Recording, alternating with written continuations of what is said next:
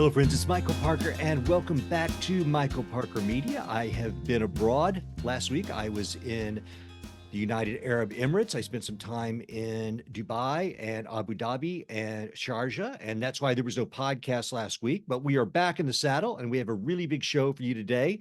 And today is a show that helps me, and I like helping the audience. And oftentimes, when I do these things, it helps me as well. And today, we're going to talk about healing. The road to healing, well-being, self-realization, it's not a straight line. For each of us, it's a different journey, lots of curves, detours, and often it becomes a lifelong work in progress. At least that's the way it's been for me. Today's guest has been down that road as well, and she's here to help us make our way. Quena Kavi is an award-winning professional opera singer, a vocalist of 23 years in her craft. She's also a healer of many modalities. We're going to talk about that today. She's a licensed hypnotherapist. She holds retreats frequently here in Southern California, and we're glad she could make some time to be on the show today. Julia, welcome. Thank you so much for having me. I'm so honored to be in this space. Hi, Michael. Hi, everyone. Well, it is my pleasure to have you on. And you know what? Let's start at the beginning because your childhood was integral to what you have become as a healer. You grew up in Siberia, Russia, and I know your childhood was a little tough. You were a gymnast at one point, and so just tell us before we get into this deeper subject of what we're going to talk about. Tell us about your life as a child in Siberia. Thank you for this question. I also think that it's important to know the background of whomever you work with or whomever, for example, the author, the composer, as an opera singer. When I was learning opera by Tchaikovsky, I actually went through his personal lifestyle, whatever he was doing in life, his ups and downs, and to understand the music better. So I think what we're going to be talking later today is very important, importantly connected to the childhood I have. So thank you for this question. I was born and raised in Russia, Siberia, very cold place, kind of a rough climate. And yes, I was a gymnast. At age 5, I think I'm not sure what my weight was, but I was very chubby girl, like the biggest one in kindergarten. And it was very hard for me to be accepted to this training, gymnastic training, because trainer didn't want to work with a girl like me. I was not a good fit. I was overweight. I was barely moving through the room. So, but anyways, I made him accept me. I was crying by the door of the gym for a week, like with the voice, with my opera voice. So he said, "Okay, Julia, we'll give you a chance." And I become one of the best gymnasts in my group. But it took me a lot of effort, a lot of work, and a lot of injuries, by the way, because still my body was really big for this kind of work. And in the beginning, I was breaking my bones here and there. That was quite interesting. You were a gymnast until 16 That's right. For like, and you left wine or you quit um, wine. I mean, it was pretty much time for professional gymnasts to quit because we're getting older, the body changes, it be getting heavier, and just in general less flexible. I would just say a professional career usually is about to over. And yeah, I was already working as a trainer at that time, and at the same time, amount of the traumas I had, physical traumas, was so high, and I just was no reason. I mean, there was no chance for me to continue doing this. That was another realistic thing. Yes, I wasn't able. At this time, did you already know that you had a voice and wanted to sing as well? Yes, I kind of discovered it right away. And so, yeah, even when I was a child in the kindergarten, my mother was actually a teacher in the kindergarten. So she always involved me in some music scenes. So I was a singer there and here. And I naturally had pretty good voice. Um, and then by age 15, I discovered that actually I would like to develop it more. And I found local music school, and I was immediately accepted. And not like in gymnastic when I was not a good fit, but I was doing my best. And music, I was accepted for my voice. I had so many gifts naturally, right? That the teacher was amazed. She made me the soloist immediately in the first year of studying. So it was like, wow, it opened. So it was so easy compared to gymnastic. It was so organic and easy. And by age 16, in about a year being in this music school, I was already so equipped that at the local competition, I won the grand prize, which was scholarship for the most prestigious music college in Moscow. So it was kind of opening the door for me itself. So I jumped into this music college. I become quite a star over there, let's say like that. Um, it was pretty, I don't want to say easy, not that word maybe would be a good fit, but it was a lot easier than gymnastics. And it was just saying, hey, you're made, you're meant for that work.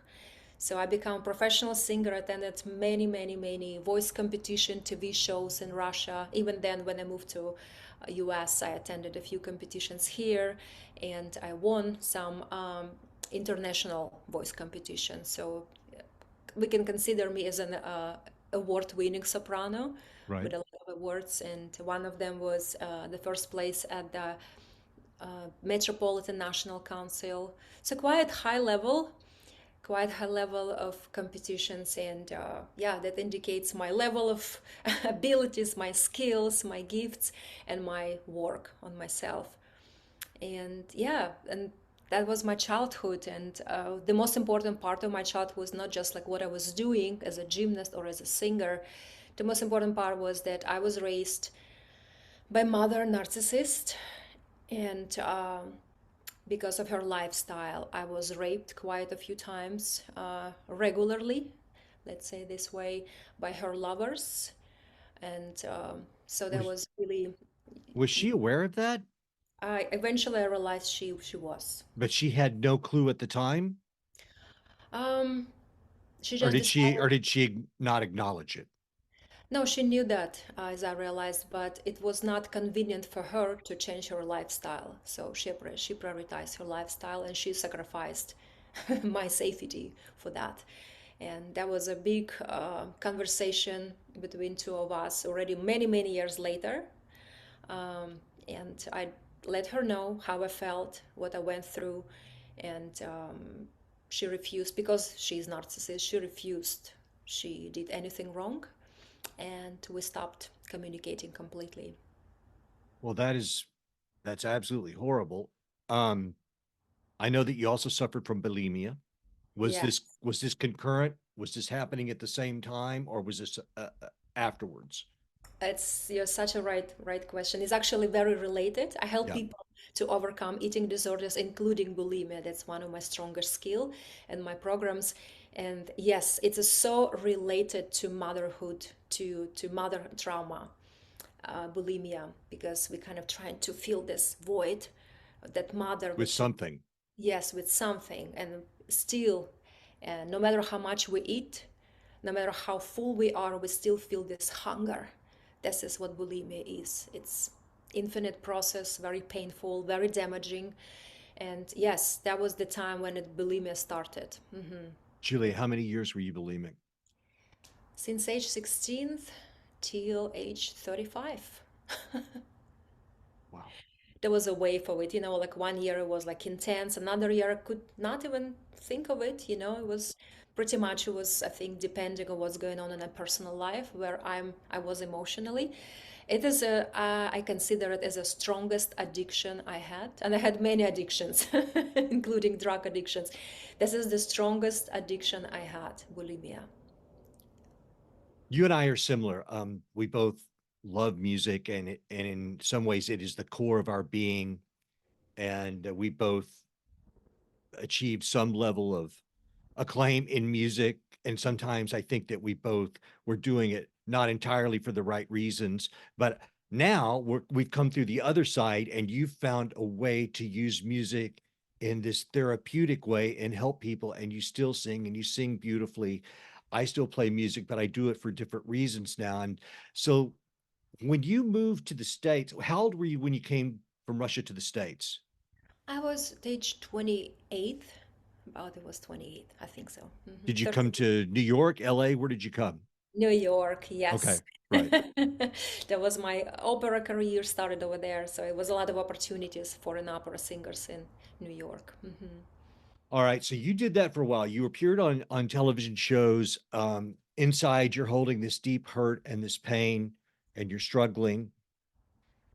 What was the turning point? What happened to help you transform from this fragile, hurting artist into a person who is now able to help others?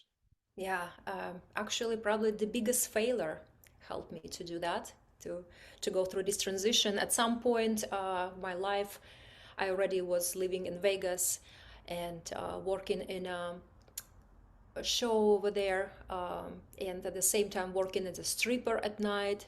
So it was a quiet moment, struggling with bulimia and all kind of addictions. I had at the breakfast, I would have a choice to do coffee or cocaine, and I would Right. go for cocaine. That was my Yeah. life in Vegas. And at some point, I realized that I am at verge of suicide, literally. And I didn't want to live anymore. I seen a purpose. In that moment, ayahuasca, plant medicine, the most powerful medicine I know, came to my life. And I was invited to attend the ceremony, and I did. It was terrifying first night. Can But you, yeah, Julia, you told me, and for the audience, I met Julia. Sometimes we meet people at times and places in your life where like, I was looking for this thing, I found it in the strangest place. I wanted to explore plant medicine.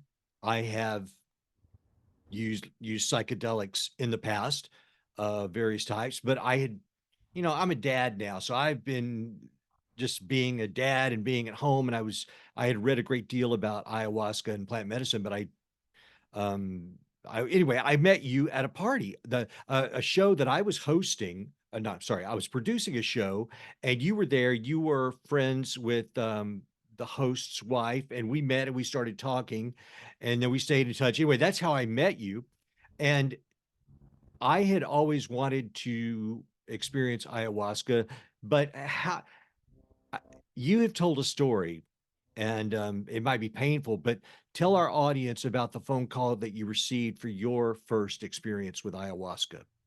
that I received.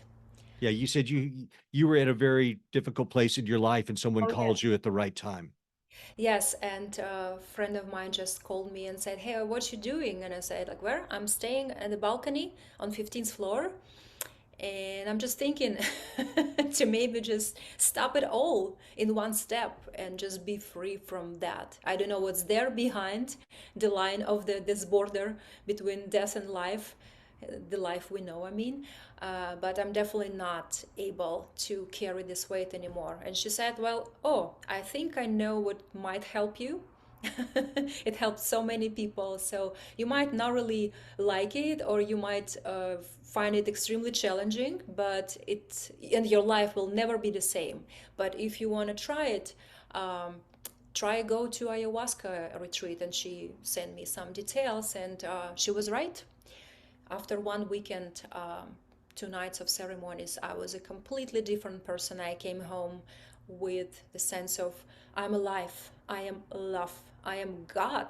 It's like, yeah, and you are God, and everyone is God, but I am God for sure. So there's so much self love immediately, kind of, right? Like romance with myself started. And there were, of course, like ups and downs. A few weeks later, this feeling, this sensation went away. And I came back to not depression for sure, but kind of the reality, because I'm still working in a strip club. I'm still, I lost my, almost lost completely addiction to drugs right away. But alcohol was still there and other things. So, That okay, so what you just said, another time I was working on the same show and we were doing a thing, and I'm not knocking AA, so I want to be very clear that people understand what I'm about to say. We were doing a whole series of shows on AA and NA and all of that and its efficacy and alternative ways to beat addiction. And I wanted to do an episode or two on the use of psychedelics, be it ibogaine or there's various things. We didn't end up getting to do that. We did a dozen or so shows, and then we moved on to something else. But that, Julie, the thing that always struck me about psychedelics in terms of therapy and kind of quitting this abuse cycle that we have of ourselves is my personal belief is that oftentimes when we are acting out in an abusive way, whether it be alcohol, drugs, sex, gambling, whatever it is, a self-destructive aspect of ourselves, it's because we have some form of deep-seated trauma, right? And if it's that deep within us to where we're acting out in this way, sometimes I think it's very, very hard to talk about. So, and I've been through therapy and I found it helpful. Like what I'm getting at is like in my mind, I was thinking I could see a place for psychedelics in helping people give voice to this thing that is buried so deeply within them that they may not be able to say it in a regular mental state. Mm-hmm. Mm-hmm. You know, I'm also a clinical hypnotherapist, like you mentioned. Thank you. So we learn about subconscious mind a lot because that's where hypnotherapy actually works. That's the department of hypnotherapy, the space. And so we, as a therapist, our work is to ask clients many, many questions. Let's say client came with a problem and he thinks or they think that um, his insomnia is a problem itself, right? Or it because they're nervous about, let's say, divorce. But in fact, if we ask, because we're doing good job with asking question in a few sessions, we can find out actually the real reason, which is absolutely not the divorce, even though it's a stressful process, painful, but it's something else that was subconsciously hidden because the pain of it was so big. You know, that's what our body actually does. You know, that's how we have a kidney stones, right? Some toxic elements our body cannot process, and they kind of surround it with certain layers of something, calcium or whatever ingredients it use, different areas, different ingredients. So and keeps it stored there. So it takes even more energy, even more work to now break, right, this layer to see what actually bothers, what the toxic element is, to really get rid of it finally, right? So the same with subconscious mind. It's hidden. The bigger, the more painful trauma is, uh, the better, the harder it is to find it, because it's not only not on the surface, it is hidden by subconscious mind specifically to protect us from constantly having pain. So it is actually good reason. And so, and even in therapy, let's say in therapy, when we only talk on the conscious level, correct? So you cannot crack that layer. You cannot crack this because you just don't have even access to that. To have access, you need to go to the subconscious level, and it's possible with hypnotherapy. It's a good, great tool, or with psychedelics, strong ones. I mean, like ayahuasca. Mm-hmm. So yes, that's what I'm saying. These things are buried so deeply in us that it's very difficult to give voice to them. So let's jump back again because we do want to talk a bit more about hypnotherapy and all the modalities that you practice. So you had this experience with ayahuasca. You're still working in Vegas with multiple jobs, stripping, et cetera, but you lose your immediate interest in drugs. That's amazing. Now you still are drinking, but I would still say that's an improvement. So how long from this first experience um, was it before you were able to move to the next level of your own recovery and decision that I now want to pursue this path and maybe working with plant medicine or hypnotherapy and helping others? 8 years. 8 years. 8 years. Yes, it's been a process like waking up after this magical medicine weekend, not willing to do drugs. It's huge improvement. Thank you for noticing that. That's, yeah, Yes. I wasn't perfect, but I was completely different person already. And I clearly had understanding that I need to quit that job in a strip club. It was clear, but I just didn't have opportunity to do it right away. I had two mortgages on Yeah. my shoulders. It was other things. I didn't have other jobs or something like that to support myself. And also there was a psychological attachment to that. You know, I needed to replay this bad guy abuse me somehow. I really needed, I didn't understand unconscious level, but subconsciously I was kind of needing, had a need to go there and repeat that scenario. So it took me a year and a half to just quit that work in a strip club.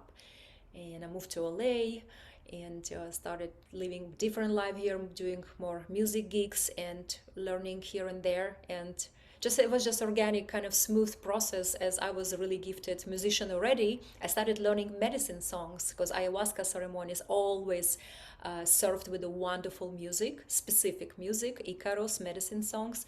And I'm very good at that. I know all of them. If I don't know, I learn them right away. So for all the ceremony circles I was attending, I was invited musician and I was singing here and there. And some people start asking me not only to sing, but also to help as a guardian, assist. And I was learning more and more. And little by little, I started going to Peru, doing my preparatory diets, dietas. Um, it is literally a training how to go even deeper. If you at some point feel like, okay, I'm kind of handling medicine very well now, you know, I can play music and I can walk through the room, I can help others if they're going through hard times, there is a time to go to the next level of challenge, do dieta, preparatory dieta. And I was doing those, quite intense. So the ayahuasca really did change your life because the first time I met you and we had a little bit of a discussion about this, when you hear somebody say something changed my life, I didn't disbelieve you, but I also didn't know how that came about. And now that I know you a little more and I've heard you tell your story, I certainly get it. So from the time that you take ayahuasca and you move to LA, you're getting your life together, you're going to more ceremonies, you eventually go to Peru. And so what happens in Peru? Did you find teachers that showed you more? How does that work? Yes, I found teacher actually through the friends, through recommendations, which is very important, not to go there just like and look in the middle of nowhere Right. someone. This could be dangerous. Um, so yeah, I was referred to a teachers, and some of them were great, some of them were not. Sure. Uh, there's also like in everywhere, right? In yoga departments, in yoga world, and any spiritual world, we have abuse over there too.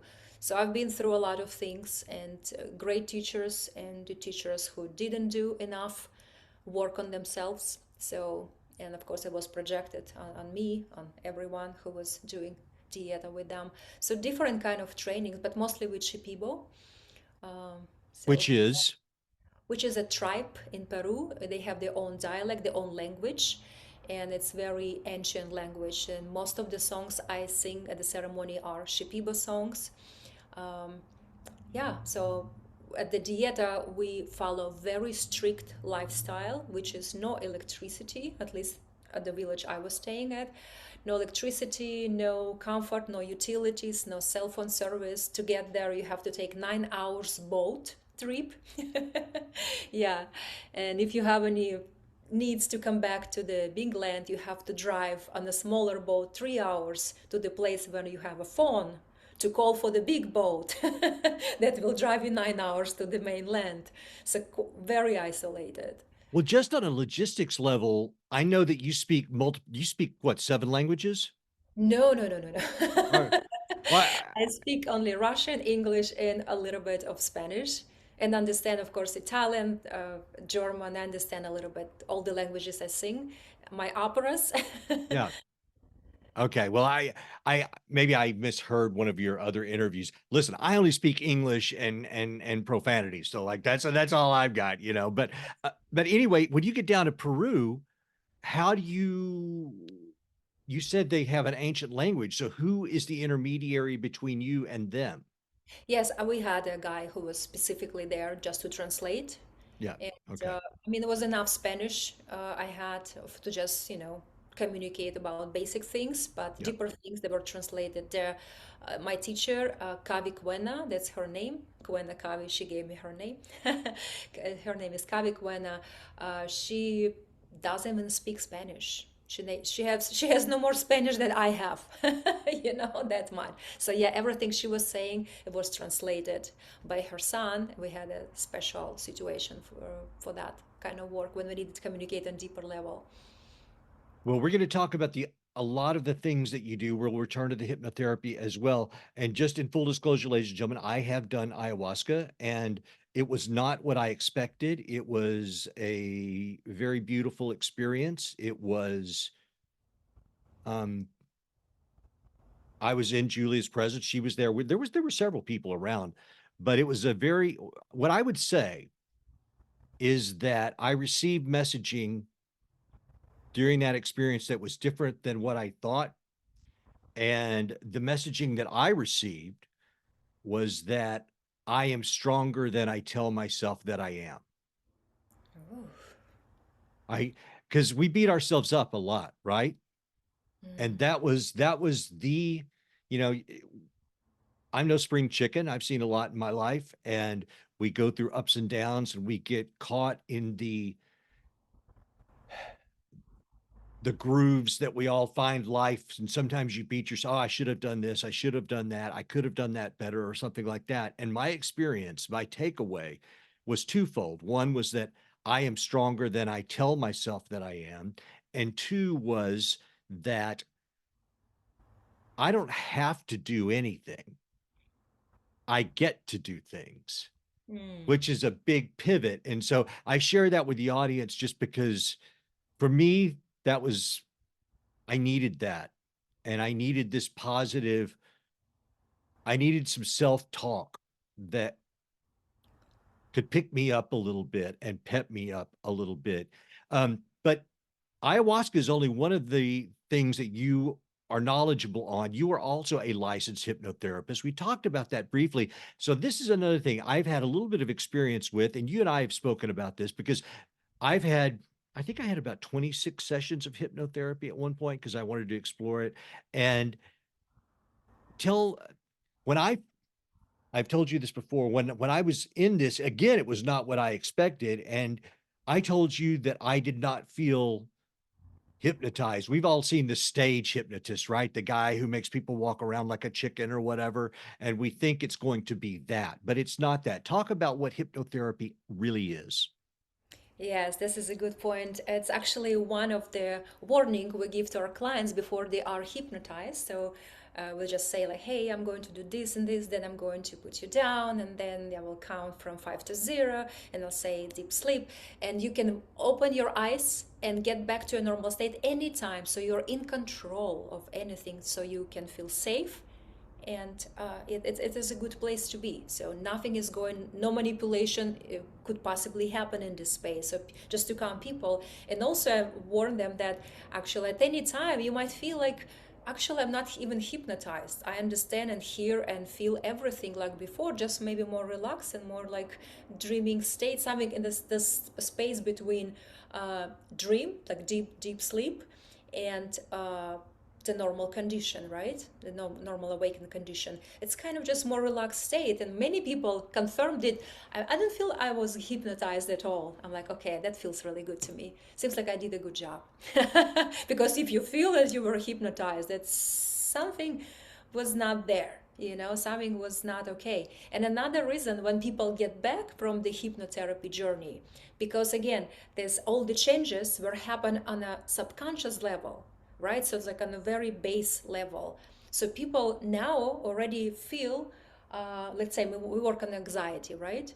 A person feels an anxiety on all the levels, conscious, subconscious, especially conscious level, right? But after being kind of healed and adjusted on subconscious level, person comes back to the reality and they don't even feel it anymore. They don't remember that level anxiety was really on the table for so long. They're like, I don't know if in hypnotherapy works. Some people even can say that. And then it's a lot easier to see the the progress, let's say when we work on drinking, alcohol addiction, right, or smoking, then it's like, but okay, you didn't feel hypnotherapy, but you quit smoking, right? Yeah, I did. So it works. Yeah, it works. Is it hypnotherapy? I'm like, yeah, you tried many years and it didn't work. And then suddenly it works after 14 Hmm. weeks, it works. So it's just that belief system because we no longer have it. We no longer feel it. We don't remember it on our DNA level or subconscious level. We don't remember it was an issue because it's fixed. You know what I mean? It's no longer there. That's why you don't even feel it. Was it here? You know what I mean? Was it here before? I'm not sure. Maybe I was dreaming. Well, when I went to these sessions, I wanted to fix something in myself, which makes me jump back to something we discussed earlier. When you were bulimic, what was the particular healing method that aided you? Like what was it hypnotherapy? Was it ayahuasca? What was the thing that helped you break through bulimia? I think both. Yeah. Both tremendously. I would say ayahuasca opened my eyes in general. It was like before and after. Before and after. So, yeah, my friend was absolutely right. My life has never been the same after ayahuasca experience. And I realized in ayahuasca ceremony that I have to quit working in a club. I have to stop doing these bulimic things. I have to fix it somehow. Because for so many years, why I was struggling for so many years as well, right? It's because I've never revealed it to a therapist. I was Right. ashamed. It was kind of things like, yeah, I eat a lot of food and then I vomited. It's not something that you share. At least in my case, I was ashamed. So, ayahuasca showed me that I need to work on it, and hypnotherapy really helped. So I didn't have ayahuasca opened my eyes to that problem, but I needed the tool for integration, and hypnotherapy was that tool. Because I also was in therapy, and I'm still in therapy. Hmm. I have both therapist and hypnotherapist Hmm. and mentor. I'm a constant learn student, lifetime student. We So all are. yes, and hypnotherapy was literally after a few sessions, it was done. Then I was just doing, maintaining, Hmm. and now for already like five, I don't know, 6, 7 years, I don't have it. So it was done. It was gone. I mean, such an amazing transformation, and that was very hard. As I tried many things with my own hands, of course, like I Hmm. revealed. I didn't talk about it with a therapist or other people who can help me. I was trying to manage it myself, and it was no success. Right. Well, and you just said what I said earlier. It's like we can go through many years of therapy and we could be very guarded Mm-hmm. and not give away the true issue because we feel that shame or that embarrassment. And once again, I am not saying do not go to therapy. I'm just saying that I think sometimes things can be so painful and hurtful that Mm-hmm. even in this place with a trusted therapist, we may still not get to that core question because we cannot speak it. And if you cannot speak it, they're not telepathic. So these are the places that I believe that psychedelics and hypnotherapy have their place. Yes, they're very, very, very helpful. I believe that therapy is psychotherapy. Having psychologists aboard is so important, especially if you do psychedelic work, then integration is really needed. It's really needed. That's a little moment that most of now we have a lot of options, all kind of Mhm. psychedelics in this world, and most of us tried it already and find it beneficial. However, facilitators barely offer any integrations, even basic things like integration circle after the ceremony. Because especially for the people who's done it very first time in their life, like that's like the whole world has changed, perception of the world has changed, Yes. perception of ourselves, and like what do I do with this? Go and talk to people who never been through such experience and cannot help me, or just do it myself? And integration circle is a must, and Yes. I yeah, I require that. I require that. So therapy, if you don't have a such circle or your facilitator don't offer it, then therapies would be probably a great help. When we talk about this idea of not being able to give voice to these things that we hold deep inside of us. Well, I would think, and listen, this is what I do. I'm talking to you right now.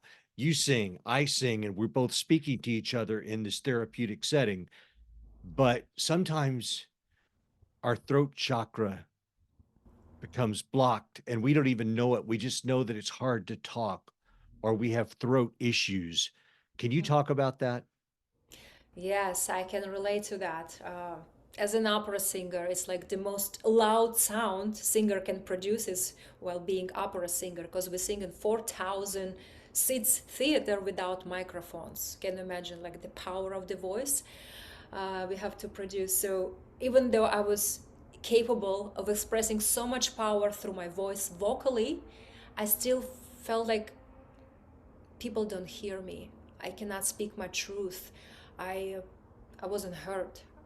People don't receive me the way I am, and I would say the full activation of the throat center I thought will happen through singing, and it was helpful. But actual transformation happened when I started talking my truth, like about bulimia, about working in a strip club and addictions, how I overcome it. And it's not easy path. I don't know so many strippers who become who I am today. So I'm deeply proud of who I am, and I have a lot of compassion for those women. And that's why I organized Adult Industry Anonymous group for those who want that support. It is extremely hard. It is extremely hard, and so the full activation of my vocal, of my throat center, actually happened after I started talking about that, and after I allowed myself to be seen through the kind of through the way of my truth and my true path, and I don't have a judgment for that. That's why people say, oh, you're talking about your past, don't you think it's too much? It's like, maybe confusing for people, for your premium clients, something like that. I'm like, no, I'm fine. That's who I am, and it's not singing that actually activates my throat center. It's It's the speaking, truth. and also setting the boundaries. It's another thing. As I mentioned, I was raped. I couldn't set boundaries as a child. So for me now, talking about it, now bringing all those questions, even like starting conversation with my mother about it at age 35, kind of, right? So I was holding it. I was holding all my life for so many years, for 30 years or so, and finally gave myself permission to stand up for myself. So this is the truth and the boundaries and request. It's a requirement now to respect my feelings and my boundaries. So this is the full throat center activation, how it happened. When you talk about boundaries, what do you mean exactly? Because that's something we hear a lot, respect my boundaries, but what are your boundaries? What does that mean to you? My boundaries, I mean, everything that hurts me, any action of other person or words or other reflection that hurts me in certain ways. And yeah, it could be any, it could be physical, it could be emotional, could be verbal, or even non-verbal abuse, any kind of abuse. I have to speak it out loud right now, because my first reaction, and still is, but now I watch it and they're like, no, we're not going to leave it this way. So as a child, I was trained to tolerate, right? Because I had no choice. What choice did I have? I had no choice. This is true. As an adult, I do have a choice, but I still have a pattern to tolerate. So this is the challenge. So now I have a choice, but I still prefer to tolerate, and this is the problem. That's how trauma revealed in my adult life. And so now when I speak it out loud, people have a choice. Either respect what I request, or to leave my space and just live their happy life, but separately, on their own way, do their own work. And yeah, the boundaries is uh, in many ways. I mean, in so Understand. many ways, the way people speak. And I even stopped talking a long time ago already with a friend of mine who I consider my best friend for years. Is a gay guy, and he kind of joke around about feminine energy and just women in general. And so before I drank ayahuasca, I was kind of like, okay, that was even funny. I could make fun of myself with him together. It was funny. And then I started feeling it's actually not okay. It's Was it developed. mean spirited? Mm-hmm. Yeah, Yes. that And I was the started, undercurrent. yeah, and I started just like, you know what? I understand it could be funny in certain ways, but it really doesn't feel right to me to receive these comments anymore. Can we adjust it? Can we not use those words? Can we not make fun of my vagina? Right? It's not making me feel good. It's like, oh, you become so sensitive. I'm like, this is not respecting my boundaries. So those kind of things, verbal, non-verbal, physical, and in general, just yeah. Earlier, when you were saying that some people were saying, well, maybe you shouldn't say express so much, but what's interesting to me about that is like these days everybody expresses everything. They express sometimes more than they need to, and they don't express the things that would help them. So I don't know. When I hear that, it makes me think that the person saying don't express things is a person who probably needs to be expressing things, but not that. Mm, You know what I mean? good message. I don't know if that was clear to everybody, but I don't know when Julie is telling you she had to speak her truth, and then people are saying, "Could you please dial back your truth?" Well, then that's not true. Mm, mhm. So you do a lot of things. You host many retreats here in Southern California, hundreds at this point. You are building a retreat center in Joshua Tree, which is, ladies and gentlemen, it's one of the most beautiful places on the planet. Um, Tell us about that. What types of retreats you're now doing and when your center will be ready. Yes, about the center, it's work in progress. I'm moving over there myself physically this month. I'm going to live off the grid, and so it's work in progress. So we'll see. Hopefully, this year I can start serving and hosting small groups over there. But yeah, it'll be growing through the years. And as for now, I host different kind of retreats. I started with just wellness retreats when we practice yoga, sound healing. Of course, I bring my music in there. I teach people how to play sound healing instruments so they not only experience it but also learn how to do it themselves. So they are equipped. We practice breath work and meditation, hypnotherapy, obviously.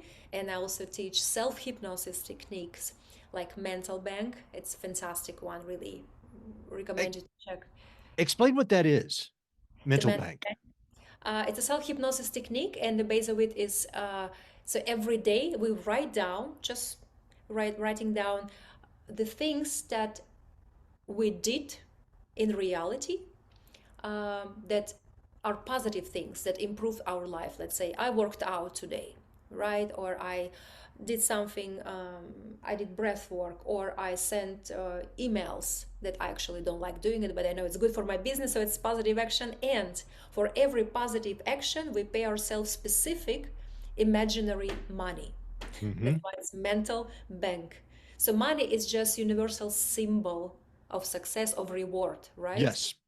If we were cats, we would pay ourselves with milk, so when people ask why, money is just universal symbol, that's it. And so we pay ourselves money, and we every day we only focus, right? We do it at the end of the day, in the evening. Every day we focus only on positive things we did, because our mind normally organically wants to think, oh my god, I wish I wasn't late today for this meeting. Oh, I was not so good there. We have a lot of criticizing thoughts about ourselves, right? That's how we were raised. That's how our parents kind of taught us to think about ourselves. So it is mental bank teaches us. It Hmm. teaches us to focus and think. Let's think of this day. I will be thinking what good I did for myself today. And then when you pay yourself good amount of money, you summarize it every day. You feel like, well, I earned a few $1,000s today. I'm a good person. And also on all the level, you feel abundant as well. You feel good about yourself. You have a strong sides and flows, but you focus on your strong sides, on your positive side, and it grows. You also do tantra or tantric retreats, and I think a lot of people, when they hear that, they immediately think, "Well, wait a minute, this is sex," but you express that it is more than that. far more than that. And you mentioned Osho. So tell us what really a lot of us will have the pop culture picture of Tantra in our minds that, like for me in the 80s, I liked this band called The Police, and Sting would talk about Tantra. So like that's how I heard about it. But and I kid you not. And I think a lot of people, they might, if they even know anything, they're like, well, I would be too shy to go to something that is a tantric retreat. But explain what Tantra really is. Tantra really is for me is a spiritual practice, and sex is just where we are. It's where we meet. It's where our needs are. But Tantra is about super consciousness, and it's a spiritual practice that allows us, that train us to become more present for ourselves, more in the moment, to slow down our body, our breath, and our thoughts, and being more present, being more happy. Tantra is not looking for the orgasm. If you're coming into, I mean, I came to solve my problems as being raped and all the stories. I become numb at some point, like I need to do something, so I came with the problem. Tantra can help to solve problems, specific problems, but also Tantra in general is a spiritual practice. Even when you achieved your goals, if you had any, if you solved your problems, you want to practice it all your life. You want to live your day in a tantric way. I eat in a tantric way. I move my body. I walk on the street in a tantric way, which is just explaining in one word, I move slowly and consciously. I chew my food in a tantric way. I kiss my partner in a tantric way. I talk to my child in a tantric way. So tantra is not about sex, it's about a lifestyle, and it's makes it feel that every moment, every second of life is sacred.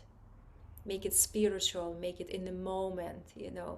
That's the tantra. And because of that, because of slowing down our mind, our bodies and our breath are synchronized with our partner, where deepened techniques and deepened connection, sex becomes better.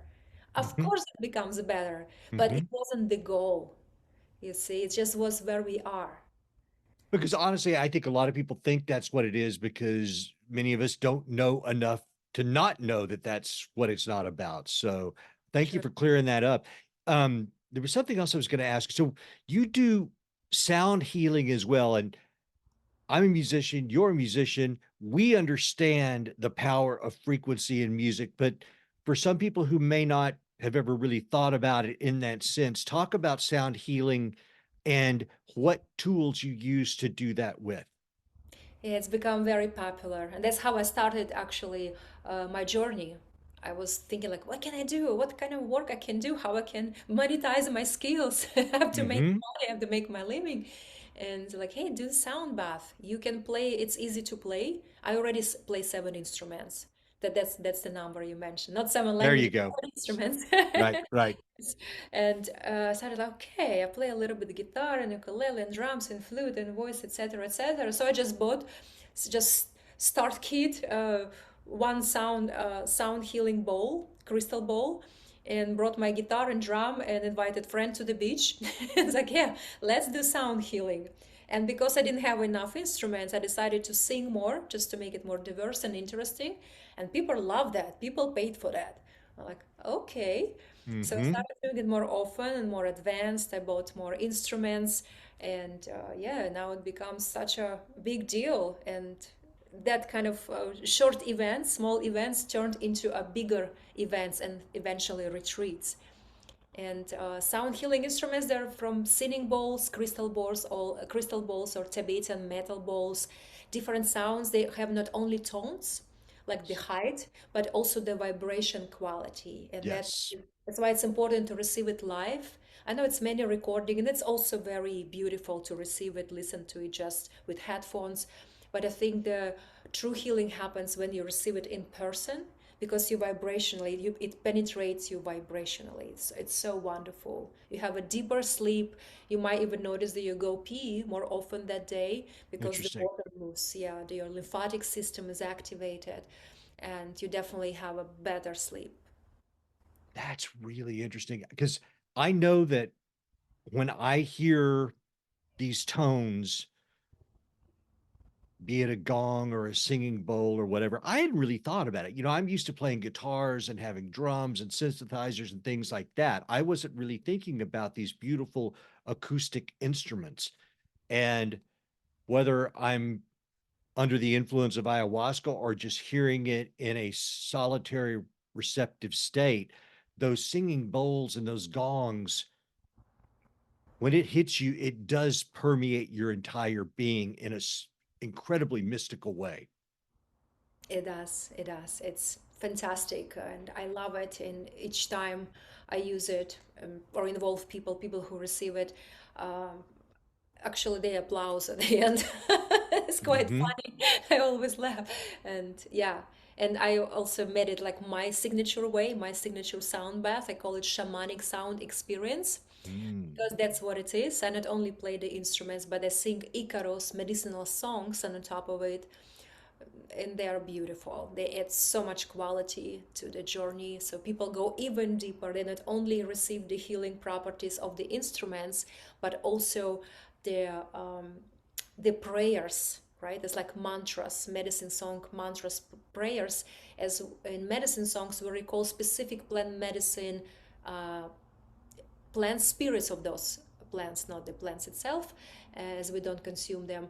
But people feel the effect. Those songs are channels to that space.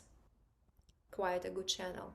Perhaps, I don't know if you have an instrument around you, but perhaps you could sing us one before we get out of here in a moment. Yes, I have a Oh, guitar she's got here. she's got one right there. Of Could you course. could you I've got a few more questions, but I will ask them after you play. Can you play us a medicine song right quickly and sing one? Yes, that's what I was prepared. I actually You didn't have a choice. I have a chacapa or I have a guitar, so I think guitar would be good for now. you have the floor, Julia. Yes, yes. And of course, the song devoted to beautiful Madre Medicine, ayahuasca.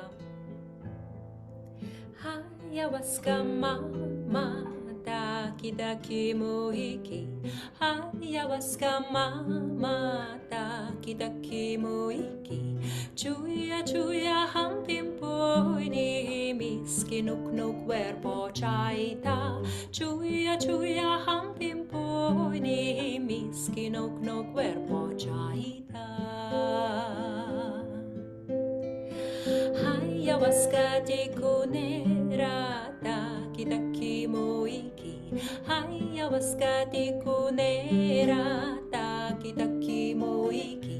Chuya chuya hampimpu ini miski nuk nuk cuerpo chaita. Chuya chuya hampimpu ini miski nuk nuk cuerpo chaita.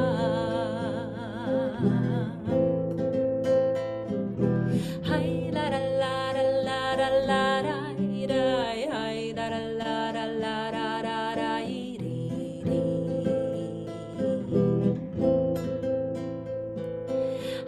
la la la la la la la la la la la la la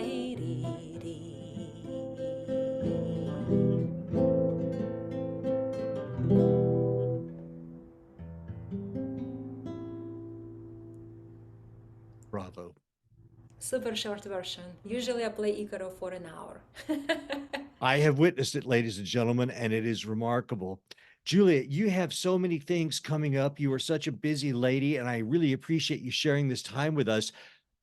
I'm going to have all of the links in the description of the episode, but tell people what some of your upcoming retreats are and if they're still available for people to sign up for. Yes, I would be happy to have an honor to have each and every one at my retreats. I have my next retreat scheduled for March 15th through 17th, Tantric one, Tantric Alchemy retreat. It's sold out, but I have a next one coming up in May, April, May, June, July, August, September, every month. Yes, every month I serve one or two retreats, and I also available for booking for private retreats and private ceremonies. I do a lot of energy healing and shamanic healing, and like from wellness retreats to tantra to shamanic retreats, all of them are available, as well as my music coaching, my hypnotherapy service, and I help people to overcome bulimia, eating disorders, I work on weight loss. Oh, we forgot that one. I used to be 200 pounds.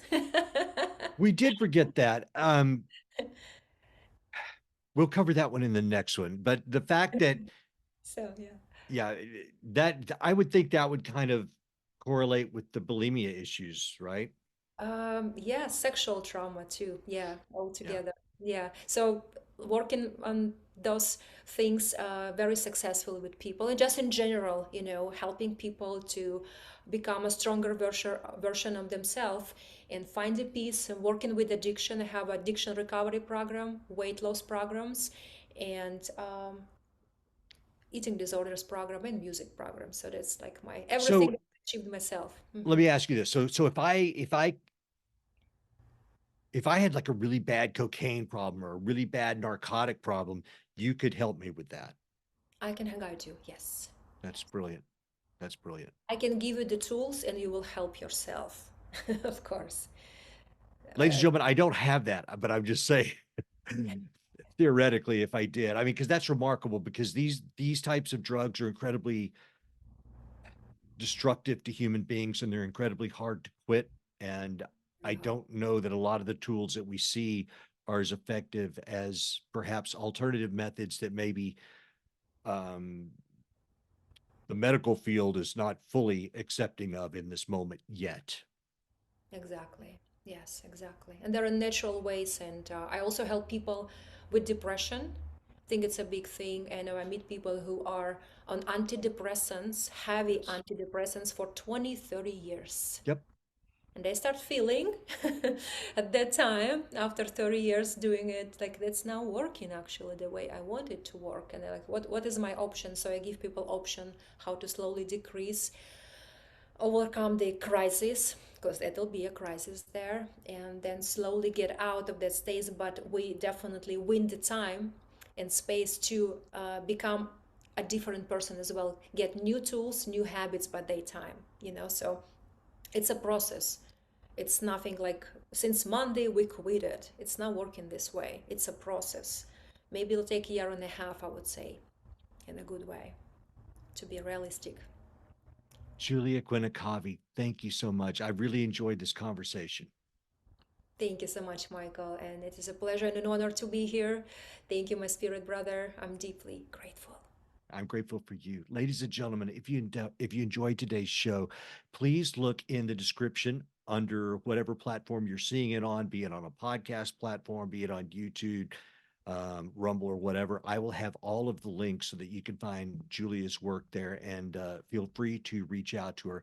Ladies and gentlemen, if you like the show, it would mean the world to me if you would share it with your friends and family, post it on social media, give it a thumbs up, give it a like. This is free for now. And it would help me tremendously.